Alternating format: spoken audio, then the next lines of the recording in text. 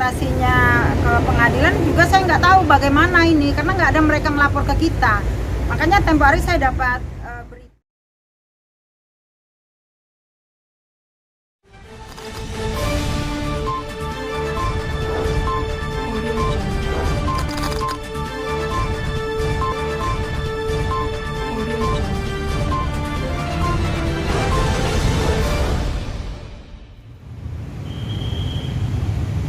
Saya Lawrence Sibarani, Koordinator Wilayah Media Pelopor Hukum Damkrimsus Provinsi Jambi.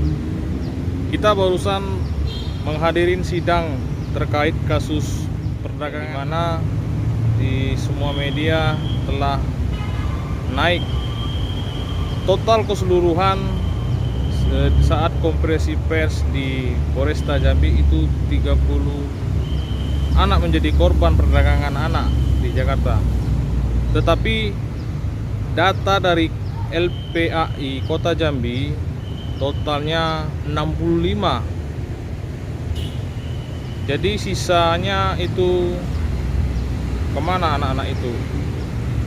Kita juga berhasil mewawancarain Ketua LPAI Kota Jambi terkait prostitusi anak Jambi yang di bawah umur, dan rata-rata itu sekitaran 8 tahun, 9 tahun, dan 10 tahun ke atas diperjual ke Jakarta.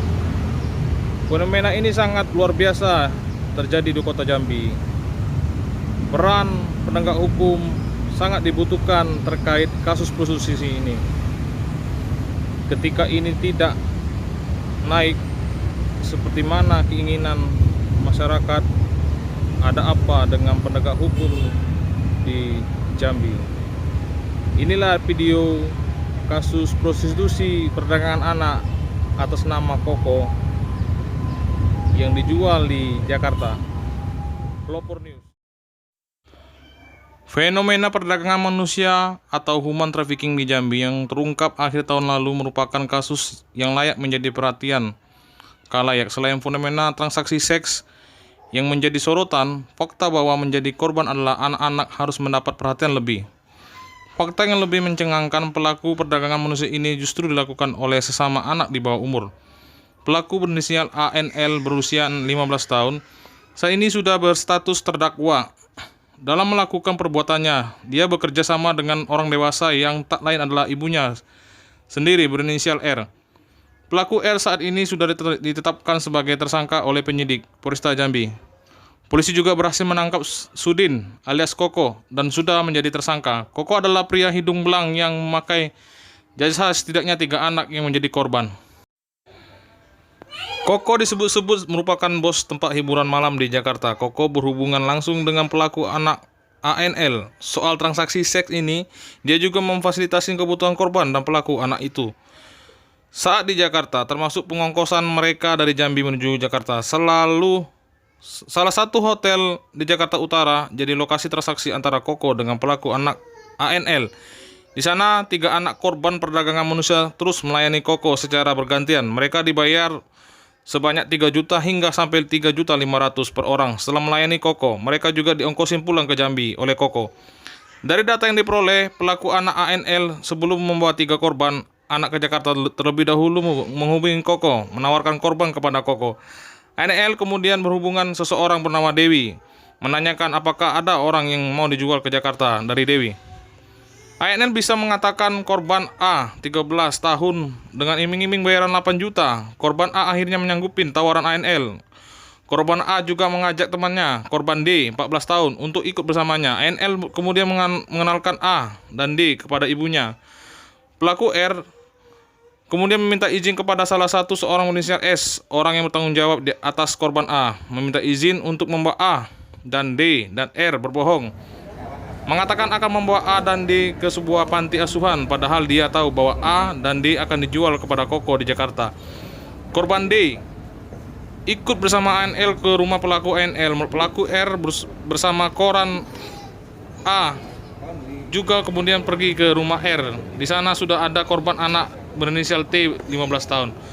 Pada hari Sabtu 4 Desember 2021, pelaku ANL bersama korban A, D, dan T berangkat ke Jakarta dengan menumpang bus angkutan UMJM. Mereka sampai ke Jakarta pada Minggu 15 Desember 2021. Sesampai di Jakarta, ANL menghubungi Koko mengabarkan keberadaan mereka. Koko meminta ANL langsung membawa ketiga korban ke hotel yang sudah pesan Koko itu. Mereka langsung menuju kamar nomor 2041 yang dipesan Koko. Di hotel itulah kemudian Koko berhubungan seks dengan korban A, sementara ANL, D, dan T menunggu di lobi hotel. Setelah selesai Koko pergi, sebelumnya dia menemui ANL mengatakan dia akan kembali lagi. ANL, D, dan T kemudian menyusul A ke kamar. Di sana A mengatakan kalau dia hanya diberikan uang 3.500.000 oleh Koko. A kemudian memberikan uang sebesar 300.000 kepada ANL sebagai upah untuk ANL. Mereka pindah ke kamar lainnya menurut perintah Koko ke kamar 3048. Koko kembali datang pada malam hari. Di sana korban D harus melayani Koko dengan bayaran 3.500.000. 500.000 diberikan untuk upah ANL. Selain itu juga tiga korban juga diberikan masing-masing 500.000 untuk berbelanja. ANL diberikan uang 1 juta sebagai upah. Sudah membawa 3 korban menemuinya. Di malam yang sama kemudian datang giliran T yang melayaninya. Setelah itu Koko memberikan uang 3 juta untuk ongkos mereka pulang ke Jambi. Mereka pulang ke Jambi melalui jalur darat. Beruntung polisi berhasil mengungkap perdagangan manusia pada akhir tahun lalu. Mengungkapkan permulaan saat adanya laporan orang hilang, salah satunya adalah korban berinisial A. PH terdakwa Sudin atau nama Ahmad Esa saat dikonfirmasi yang dijadwalkan sidang tanggal 25 April 2022 di ruangan sidang Cakra mengatakan, "Maaf Pak, kalau perkara ini masih dalam proses."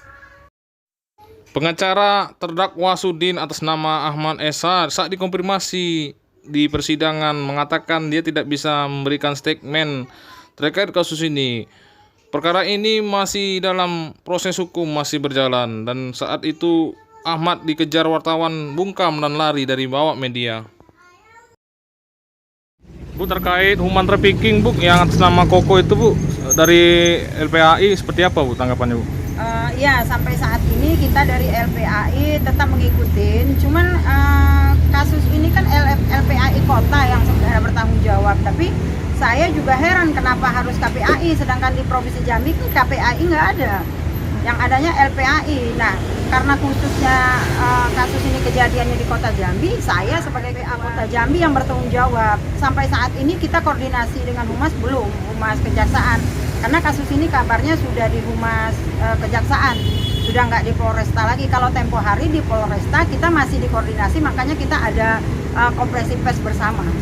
Kalau terdakwanya sendiri di mana Bu? Kalau terdakwanya sendiri kan sebenarnya itunya udah di sama Humas ini udah Kejaksaan, jadi kita belum dapat berita dari Kejaksaan. Jadi kalau korban si Koko ini sendiri dari data LPAI berapa banyak? Kalau laporannya dari Polresta itu total keseluruhannya itu lebih kurang 65 anak. 65 nah, anak. Cuman yang masuk yang mereka sudah mencari ini cuman belum sebagian sih, belum separuh dari itu. Itu 65 anak tuh rata-rata umur berapa Bu? Ada yang umur 10, ada yang dari 8 tahun sampai umur 14 tahun, lebih kurang. Ini Bu tanggapan LPAI terkait kasus ini Bu, ini kan sangat luar biasa nih Bu. Ya. Kan yang diambil ini kan anaknya Jambi Bu. Ya. Menurut pandangan Ibu seperti apa nanti Bu proses hukum ini untuk terdakwa Bu? Ya, saya inginnya sih berdasarkan undang-undang LPA ya, harus memang dikenakan hukuman seberat-beratnya karena memang si korban luar biasanya anak-anak di bawah umur dan memang di bawah lindungan kami LPA Kota Jambi. Nah, saya inginnya si pelaku ini benar-benar mengakui berapa anak yang sudah dia dijadikannya korban gitu. Cuman kan nggak terbuka sekarang dari pelakunya sendiri. Dia nggak mau membuka berapa anak. Cuman terindikasi waktu itu laporan dari Kanit Polresta waktu itu 65 anak. Itu laporannya ke kita Pak Kota Jambi. Dari LPAI sendiri Bu, agak kesulitan nggak Bu untuk mendapatkan keterangan dari terdakwa Bu? Iya, makanya kita memang kita belum koordinasi dengan Kejaksaan. Kalau untuk dari Kapolres Polresta tempo hari kita lempeng dikasih berapa 2 kali kalau nggak salah saya ketemu sama si pelaku Posudin itu kita dilancarkan. Cuma yang dari Kejaksaan saya belum koordinasi sampai saat ini. Cuma saya dapat informasi kabarnya beliau sudah sidang pertama, cuman belum putusan gitu. Ini Bu, tadi kan saya juga ada liput Bu, ini kayaknya ada agak aneh Bu sidangnya nih, kayaknya berbelit-belit dan juga mereka tidak bisa ditemuin. Nanti LPA sendiri nanti bakalan meneruskan ini nggak Bu, untuk ke tingkat lebih tinggi Bu, ketika ini nanti tidak sesuai dengan keinginan? Ya, kalau memang ini tidak sesuai dengan kemauan kami dari LPA-nya, kenapa tidak? Kita harus melakukan yang lebih rasional ya, yang memang lebih apa ya, mereka harus bertanggung jawab benar-benar. Cuman saya dapat juga di lapangan bahwa si korban dan si pelaku sudah saling bermaafan. Itu yang saya dapat informasi selentingan. Cuman saya sampai saat ini saya belum dapat surat mereka untuk saling bermaafan itu sampai ke tangan LPA itu belum ada. Cuman saya selintingan sudah dapat bahwa mereka itu sudah saling bermaafan. Nah, untuk konotasinya ke pengadilan juga saya nggak tahu bagaimana ini, karena nggak ada mereka melapor ke kita. Makanya tempo hari saya dapat berita di Jakarta ya, bahwa KPAI yang menangani ini, cuman KPAI tidak konfirmasi dengan kita LPA Kota Jambi gitu. Terima kasih, cukup Bu. Ya.